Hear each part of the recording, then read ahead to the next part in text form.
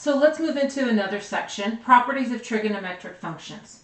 The first property I would like to talk about is the reciprocal properties or reciprocal identities. Now, here's the deal. When we spoke about trigonometric functions before, we did speak about the reciprocals, didn't we? What did we say the reciprocal of cosine was? It was secant. So here's the deal.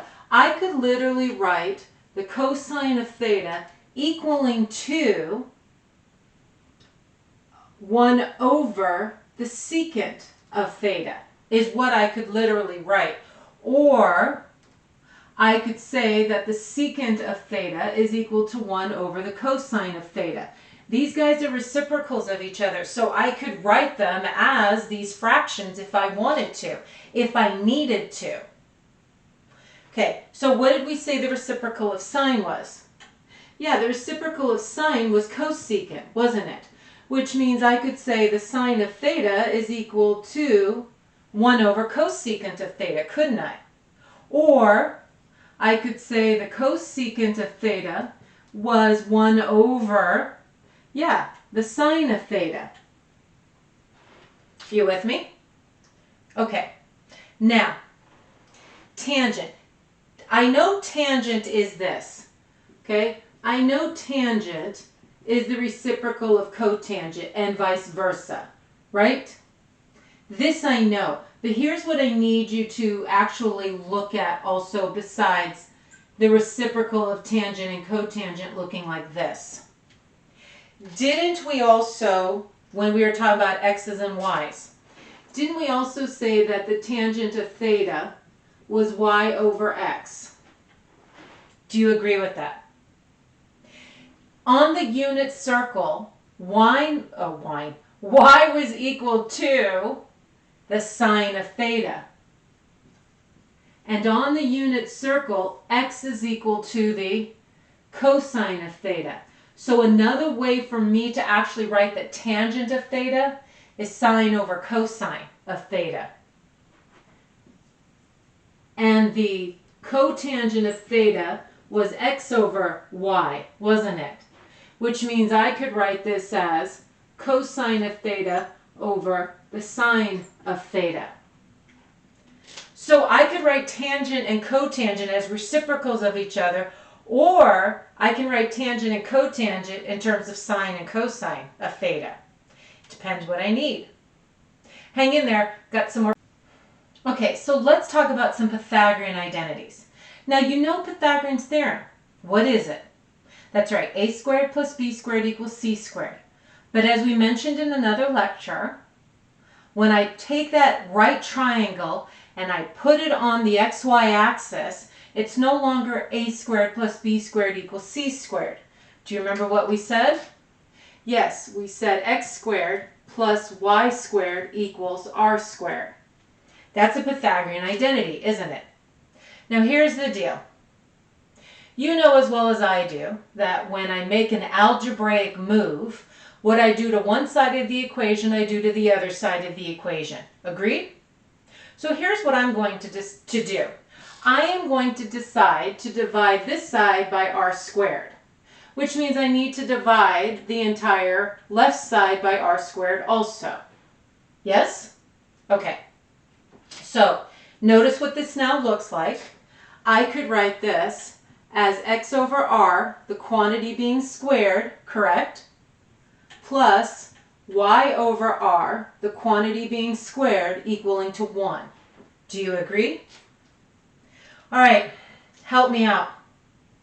Which trig function is identified by x over r? Good, I heard ya. This is the cosine of theta being x over r. And y over r? Yep, that's the sine of theta.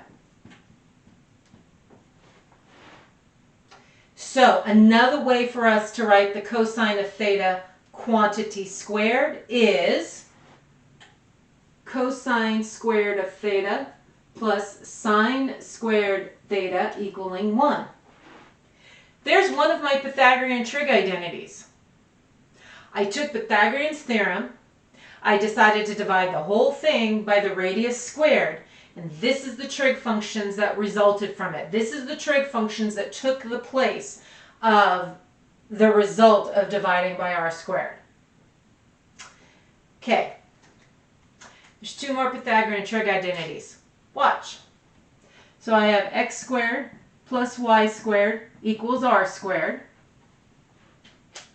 And in this particular case, I'm going to decide to divide everything by x squared. So we get 1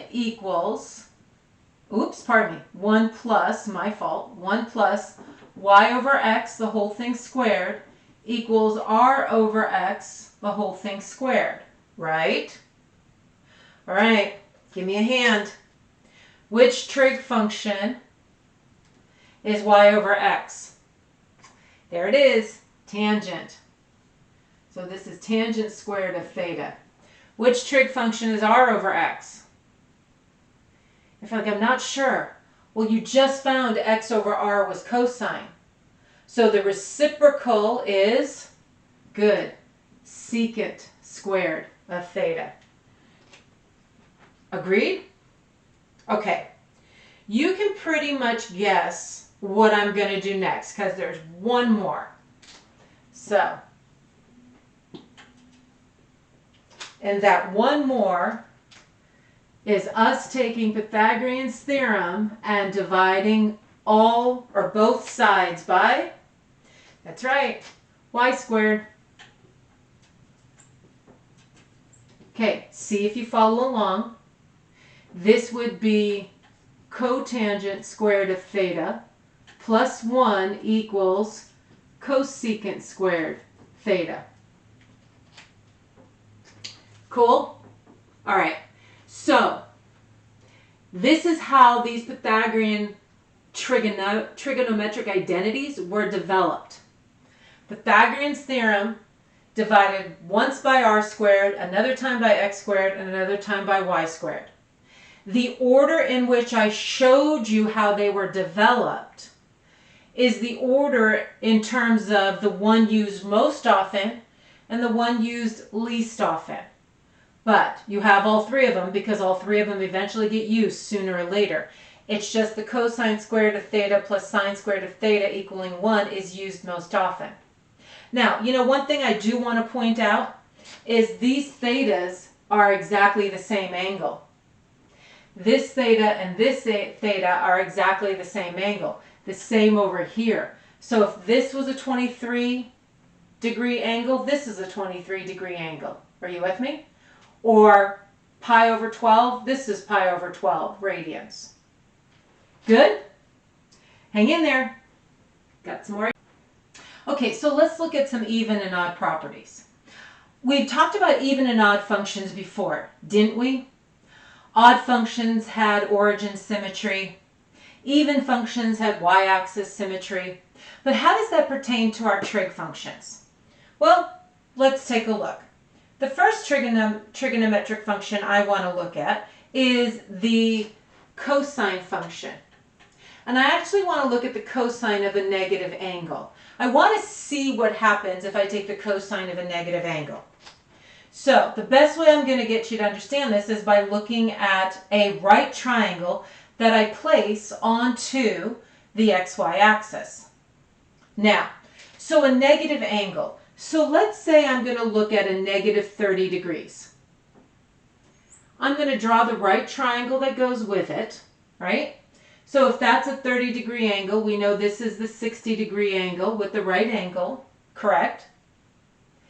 Across from the 30-degree angle is what side measurement?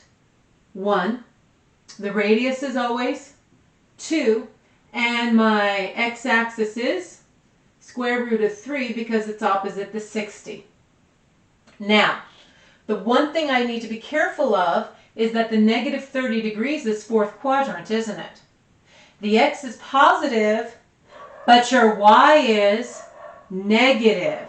So when I take the cosine of a negative 30 degrees, it's going to be equal to a negative 1/2, isn't it? Okay. Now, Here's the real question. The question is this. What happens if I look at a positive 30-degree angle? Let's get the right triangle that goes with that. This is your 60 degrees up here. Across from the 30 degrees is a 1. The radius is 2. Across from the 60 is the square root of 3, right? Since this is in first quadrant, x and y are both positive. Now, if I look at the cosine of a positive 30-degree angle, that's equal to x over r, so square root of 3 over 2, and I messed up down here. See, this is why I need you guys working on this with me, right? This would be x over r, square root of 3 over 2 down here as well. So, question for you. When I take the cosine of a negative 30 degrees, I got square root of 3 over 2. When I took the cosine of a positive 30 degrees, I still got square root of 3 over 2, didn't I?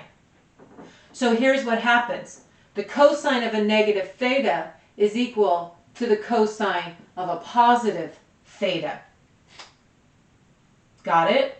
You just showed it right here. You just told me right here by us doing this work. The cosine of negative 30 degrees and the cosine of positive 30 degrees were exactly the same answer. Positive square root of 3 over 2.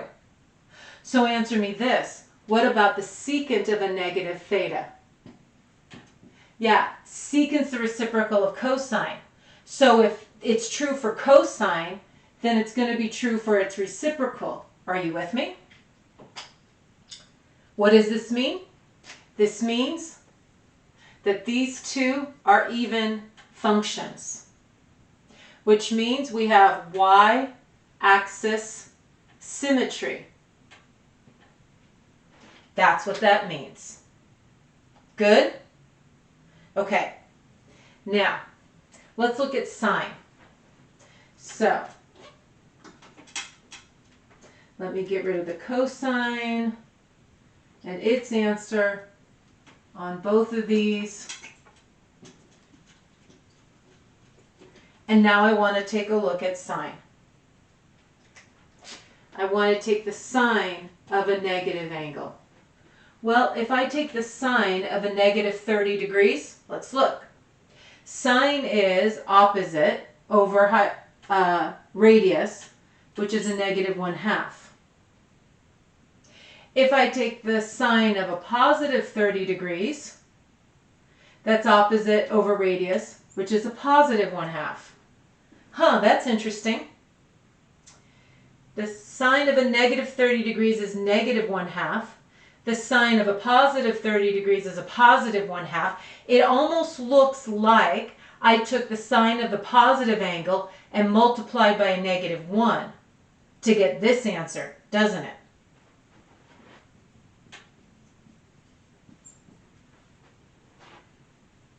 If I take the sine of 30 degrees and multiply by negative 1, I have to multiply the other side by negative 1 also, don't I? Which would give me this answer down here. So if this is true for sine, would it be true for cosecant, which is its reciprocal? Yes, it would.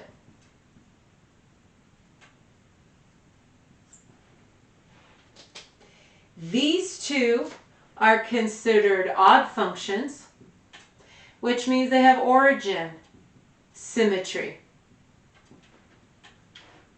With me? Okay, last trig function, tangent. What happens when you take the tangent of a negative theta? What do you think's going to happen, right? Well, let's look. Let's get rid of sine. And let's see what happens when we take tangent.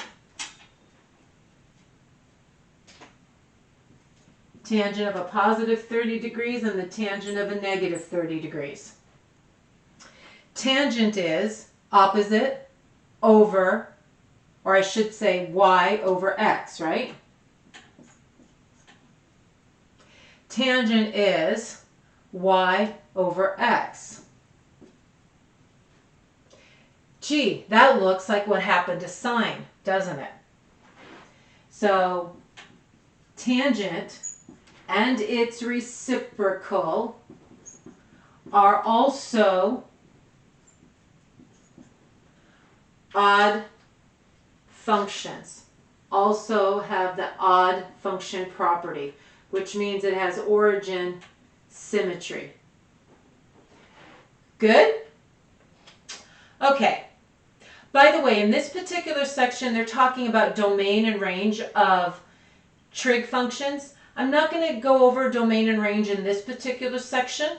I'm going to wait till we get to the graphing section on the trig functions. But stay tuned, because I have some examples that deal with some of these properties and identities. Okay, so let's look at these examples. They're asking us to simplify these examples, but without a calculator. So let's look at number 1. It says the cosine squared of 40 degrees plus the sine squared of 40 degrees. And they would like you to simplify this and give them an answer, but they don't want you to use a calculator. So here's what you need to understand. I have a cosine squared and a sine squared, and I'm adding a cosine squared and a sine squared together. Am I not? As soon as I see a trig function being squared, my brain goes to the Pythagorean Trig Identities. Because the Pythagorean Trig Identities have trig functions being squared. And the fact that it says cosine squared plus sine squared already tells me which one I'm looking at. All I need to make certain of is that the angles are exactly the same. And since they are, that means I can utilize this particular Pythagorean trig identity. That cosine squared plus sine squared equals 1, which means the answer to this first problem is 1. That makes sense? Okay, let's look at this one. So it says the cotangent of 20 degrees minus this fraction. Well, let's take a look at this fraction. This fraction is cosine over sine, isn't it? Well, we dealt with that a little bit ago. Cosine over sine means what? Yeah, that's another way to rewrite x over y, isn't it? And gratefully, these two angles are the same also. So I have an x over a y, and which trig function deals with an x over a y? Cotangent, which means this is telling me I have the cotangent of 20 degrees minus the cotangent of 20 degrees. So, what do you get? Yeah, 0. Good? Let's look at number 3. Number 3 is dealing with the sine of 80 degrees times the cosecant of 80 degrees. Well, what do we know about cosecant? Yeah, it's the reciprocal of sine, isn't it? Which means we can rewrite this as the sine of 80 degrees times the 1 over sine of 80 degrees. Agreed? What's going to happen? Yeah, they're going to cancel, which means in this case we get 1. Cool? Okay. Now number 4. Number 4 has a lot going on, so I need you to absorb what I'm saying, because there's a couple of different ways you can look at it, but I need you to absorb what I'm saying, and I'm going to need some extra board space, so eventually I'm going to start erasing this stuff. Okay, so first things first. What I'm noticing is I have a sine of a negative 20 degrees. According to those odd and even properties, sine is an odd property, isn't it? Which means I could rewrite the numerator as negative sine of a positive 20 degrees. Couldn't I? Okay, good. Just checking. Now, the other thing I'm noticing is I have got the cosine of 380 degrees. Isn't 380 degrees more than 1 revolution around the circle? It is, isn't it? As a matter of fact, how many degrees are in a circle? Good. 360 degrees. So here's the deal. If you go once around the circle, you'd have to go how much more to make up 380 degrees? Yeah, you'd have to go another 20 degrees, wouldn't you? And some of you kind of need to see what I'm talking about. Here's my XY axis. If I went once around the circle, that's 360 degrees. I'd have to go another 20 degrees to end up at 380 degrees, wouldn't I? So, isn't 20 degrees located in the same spot 380 degrees is at? Isn't 380 degrees located in the same spot that 20 degrees is at? So if I took the cosine of 380 degrees, wouldn't it be the same as taking the cosine of 20 degrees since they're in the same, they end up in the same spot? Yes, it would. So I could technically write the denominator as the cosine of 20 degrees. Are you with me? Since 380 degrees is once around the circle and then another 20 degrees, I would end up in the exact same angled spot, wouldn't I? Good. With me so far? Okay. Now, sine over cosine. What's sine over cosine? Excellent. Tangent. Is it a positive tangent? You're right. It's a negative tangent, isn't it? Because I have a negative sign out front. And gratefully, the angles are exactly the same. If the angles aren't the same, this isn't going to fly. So I have a negative tangent of 20 degrees plus tangent of 200 degrees. Well, at least they're both tangent. But one's a 20-degree angle and one's a 200-degree angle. Oh, now what the heck am I going to do? Because they told me don't use a calculator. Let me show you. Here's where I need you to put your thinking caps on. 200 degrees is in which quadrant? Good, I heard you. This is 180 degrees, right? And another 20 degrees gets me the full 200 degrees, isn't it? But we just said I had to go an extra 20 degrees, didn't I? To end up in quadrant 3, didn't we? Because this was 180 plus, because I went in this direction, another 20. Correct? What you're telling me is this. To get the tangent of 200 degrees, it would be the same as me working with the reference angle of 20 degrees. And you're like, well, how can they be the same answer? Because one of those numbers, 200 degrees, is in quadrant 3, and 20 degrees technically is in quadrant 1. So how can me taking the tangent of 200 degrees be equal to the tangent of 20 degrees when they're in two different quadrants? Here's how. 200 degrees is in quadrant 3. Agreed? Tangent is which variable over which variable? Good. Y over x. And in quadrant 3, x and y are both negative, which means I would end up with a positive answer over here. Got it? 20 degrees, or I should say tangent is still y over x. 20 degrees is in quadrant 1. X and y are both positive, which means I would end up with a positive answer here, wouldn't I? So here's what you're saying. You're telling me that the tangent of 200 degrees and the tangent of 20 degrees are the exact same answer.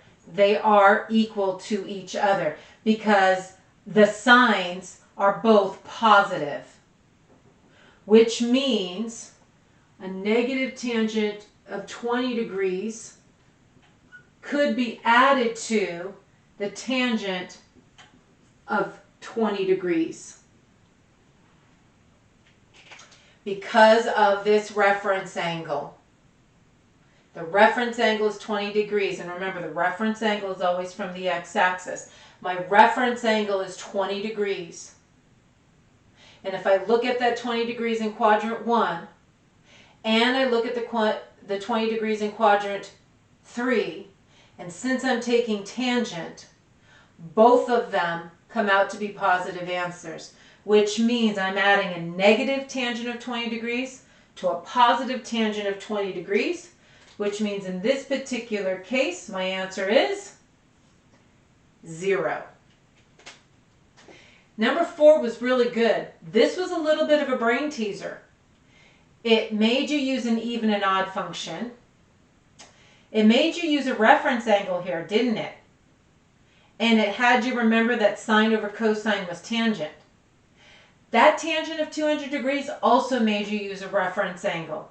And you had to verify to make certain that regardless of which quadrant you were in, your answers were going to be the same sign, S-I-G-N, and they were.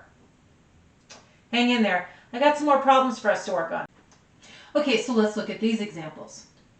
The first set of problems asks us to name that quadrant. Sounds like a game, right? A game you could put on TV. So here's the deal. It gives me two trig functions, and I need to make sure that we have our memories refreshed. Anything greater than 0 is what kind of number? Good, positive. Anything less than 0 is negative. Excellent. So here's the thing. The first one says the sine of theta is greater than 0, which means the sine of theta is supposed to be what kind of number? Good, it's supposed to be a positive number. So tell me, which quadrants have sine being positive? And if you're like, I'm not sure, well, hold on a second. You actually know this answer. Sine refers to which variable? X or y? Yeah, y. And even if you said y over r represents the what again?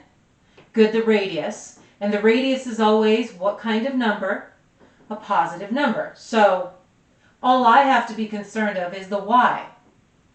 So if sine of theta is y over r and it's supposed to be positive, that means y has to be positive, yes? So which quadrants have y being positive? Good, quadrants 1 and 2. So this one is quadrants 1 and 2. Now, let's look at the second one. The second piece of this puzzle says the cosine of theta is less than 0, which means it's what kind of number? Good, negative. Now, here's the deal. Cosine refers to, good, your x's. Yes, you can say x over r, but r is always positive, so I'm never concerned about the r. So basically, cosine is referring to your x's, and your x's here are supposed to be less than 0, which means they're supposed to be negative. So which quadrants have x's being negative? Good, quadrant 2 and quadrant 3. Now here's the deal. Which quadrant has both of these things happening? Correct, quadrant 2, because that's the quadrant that they both have in common. Good? Okay, let's look at number 2. Number 2 says the sine of theta is now less than 0, which means it is negative. So which variable am I talking about? The y's. So which quadrants have my y's negative? Good. Quadrants 3 and 4. Tangent. Yeah, we just kind of spoke about tangent in a previous problem, didn't we? Tangent of theta is less than 0, correct? Tangent involves which variables? Yeah, x and y both. And if tangent is supposed to be less than 0, that means it's supposed to be negative. So that means x and y. One of them has to be positive and the other one has to be negative. So which quadrants have one of them being positive and one of them being negative? Good. Quadrant 2 has one of them positive and one of them negative. And quadrant 4, right? One of them positive and one of them negative. So in this particular case, which quadrant has both of these happening? Good. Quadrant 4, because that's the quadrant that we have in common here. Does that make sense? Excellent. Okay, let's find the sine of a 405-degree angle with no calculator. You're like, 405 degrees is over the circle. I know it is. The question is by how much? How are you going to figure it out? Yeah, we're going to subtract. Let's minus 360 degrees from here. That tells me I'm looking for the sine of a 45-degree angle, right? And if we remember the sine of a 45-degree angle, that is square root of 2 over 2. You're like, how is that possible? Remember, if I go once around the circle, that's 360 degrees, right? I go another 45 degrees, and I end up at 405 degrees. They're in the exact same position. They're in the exact same angle spot. So to find the sine of 405 degrees is exactly the same as finding the sine of a 45-degree angle. Cool? Okay, this one. Tangent of 19 pi over 6. Okay, I'm going to be honest with you. They start giving me these improper fractions. I don't particularly care for them. So, you know what I'm going to do? I'm going to take my improper fraction and I'm going to change it to a mixed number. You're like, why? Because it helps me count around the circle. So, 19 pi over 6 is equivalent to 3, right? Because 6 goes into 19 3 times, with 1 over 6, right? And still with the pi. Agreed? Okay. This is 0. This is pi over 2. Pi. 3 pi over 2. Right? And then back to 2 pi. Agreed? Notice. This is 3 and 1 over 6 pi. 3 pi's. That's 1 pi. That's 2 pi. That's 3 pi, isn't it? That's 3 pi right there. And then I have to go another pi over 6. And this is where I end up. I end up in third quadrant. So, am I really taking the tangent of 3 and a 6th pi? You're right, I'm not. I'm really taking the tangent of pi over 6 because that is my reference angle. There's that reference angle again, just like up here. My reference angle is 45 degrees because 45 degrees was in the same spot as 405 degrees. Pi over 6 is in the exact same spot as 19 pi over 6. So I'm really finding the tangent of pi over 6. Okay, so just to keep the dots connected, this is the same as taking the tangent of how many degrees? We did the conversion before, and if you need to do it again, do it. But this is the same as taking 30 degrees, isn't it? Okay, mind you, I have to remember something. This is in quadrant 3, right? This is in quadrant 3. So, tangent of 30 degrees. Okay. I need to draw my triangle. And 30 degrees is the part that goes at the origin, doesn't it? Right? So, let me draw a clean XY axis.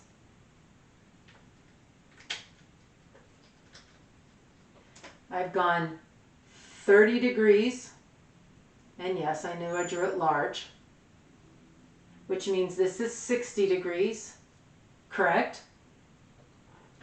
Across from 30 degrees is the 1, but since it's in quadrant 3, it's negative, isn't it? Across from the 60 degrees is square root of 3, but since it's in quadrant 3, it's negative. Across from the right angle is a 2, and that's your radius, and that's always positive, correct? Okay, how do I find tangent again? Tangent is, the tangent of theta is equal to y over x, isn't it? So in this particular case, the tangent of 30 degrees is equal to, the y is negative 1, the x is a negative square root of 3, which means it's equal to a positive 1 over square root of 3, isn't it? Ah, yes, but you have to rationalize. So when you rationalize it, you end up with the tangent of 30 degrees is equal to the square root of 3 over 3, which means the tangent of pi over 6 is the square root of 3 over 3. Cool? This one, number 2, was a good problem. Our brains are easily adaptable to the degrees, but when we get to the radians, we have to think a little bit more, because now they usually write them as fractions, and I've got to figure out where this ends up at. Since this was 3 full pi's, I knew I had to go half and then 2 pi, 1 pi and then 2 pi's and another pi to make a total of 3. And then I could get the 1/6 in there, which ends up in quadrant 3. Cool? Hang in there, I got one more problem. Okay, so let's look at this last example. This last example is asking us to find the other trig functions given this information. So let's see what information they gave us. They told us the sine of theta was equal to a negative 5/13, and it's located in quadrant 3. All right, so to find my trig functions when they're telling me quadrants, tells me I need to remember x, y, and r. Agreed? X, y, and r. Those are my trig functions when I'm dealing in quadrants. I find my trig functions knowing an x, a y, and an r. So, considering they gave me the sine of theta, they already told me 2 of those variables. Which one did they tell me? Yeah, they told me y and they told me r, didn't they? Y and r, that's what they told me. So here's the deal. What I already know is this. We know y and r. So, r is 13, isn't it? Y is 5, yes? Okay, and you're like, well, who does the negative go with? The radius is always positive, which means the negative has to go with the y. Got it? The negative has to go with the y because the radius is always positive. Cool? All right, which means what do we need to find? Yeah, we need to find x. And how do I find x? There it is, good old Pythagorean theorem. So, I have x squared plus y squared equals r squared. Some of you probably have this already solved before I even get to my solution. So I have x squared equals 144, which means when I take the square root, how many answers do I get? 2. X equals a positive 12 and x equals a negative 12. And you're like, well, how do I choose? I'm in quadrant 3, which means x needs to be negative. In quadrant 3, x is negative. That's the one I'm choosing. So, am I able to find the other, in this case, 5 trig functions? Because they gave me 1 trig function, so I need to find the other 5, don't I? Okay, so let's talk about the cosine of theta. How do you find cosine?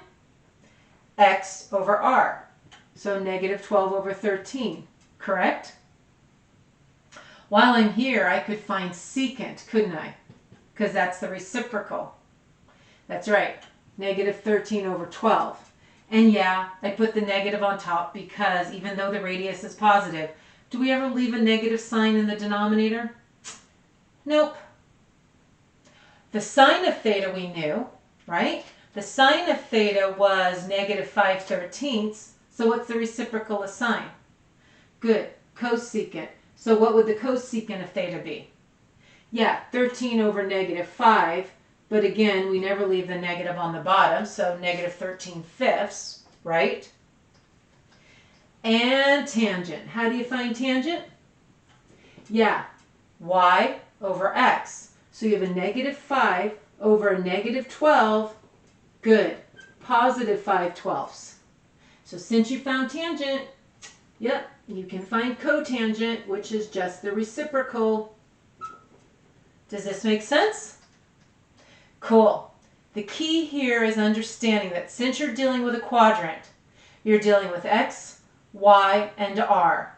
And you've got to figure out what they gave you. And when you know what they gave you, to find the third missing piece, you're going to use Pythagorean's theorem. Good? Okay, so you guys have fun with this stuff, and I'll catch you on the flip side.